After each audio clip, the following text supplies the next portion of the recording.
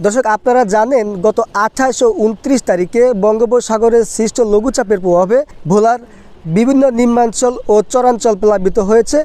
এর ভিতরে সবচাইতে বেশি ক্ষতিগ্রস্ত হয়েছে ভোলার চরপেশন উপজেলার ঢালচর ও মনপুর উপজেলার কলাতলী সহ বেশ কয়েকটি নিম্নাঞ্চল। তো এই মুহূর্তে আমি রয়েছি ভোলার চরপেশন উপজেলার ঢালচর ইউনিয়নের ভদ্রপাড়া গ্রামে।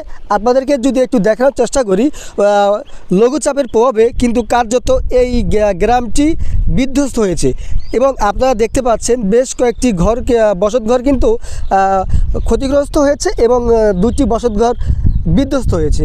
তো ভোলার জেলা প্রশাসনের পক্ষ থেকে জানানো হয়েছে এই লঘুচাপের প্রভাবে 5,000 বসতঘর ক্ষতিগ্রস্ত হয়েছে। এর ভিতরে প্রায় 100টিরও বেশি বসতঘর বিধ্বস্ত হয়েছে এবং আমি এখানকার ক্ষতিগ্রস্ত বাসিন্দাদের সাথে কথা বলেছি। তারা জানিয়েছেন যে এই নদী তীরবর্তী এলাকায় তারা বসত করছেন এবং তারা অত্যন্ত গরিব মানুষ। তাদের শেষ সম্বলটুকু দিয়ে এবং বসত ভিটায় তারা ঘর তুলেছেন। সেই ঘরটি কিন্তু এই জোয়ারের পানির চাপে বিধ্বস্ত হয়েছে এবং ভেঙেছে। তো তাদের কিন্তু এই বসত ঘরগুলো কিন্তু মেরামত করার মতো তাদের আর কোনো সামর্থ্য নেই। তো সরকারের পক্ষ থেকে তারা অতি দ্রুত এই বসত ঘরটি পূর্ণ মেরামতের জন্য তারা সহায়তা চেয়েছেন। তবে এদিকে ভোলার জেলা প্রশাসক মোহাম্মদ আজাদ জাহানের সাথে কথা বলেছি। তিনি জানিয়েছেন যারা এই লঘুচাপের প্রভাবে ক্ষতিগ্রস্ত হয়েছে এবং প্লাবিত হয়েছে তাদেরকে কিন্তু শুকনো খাবার সহ প্রয়োজনীয় সাহায্য সহযোগিতা করা হয়েছে।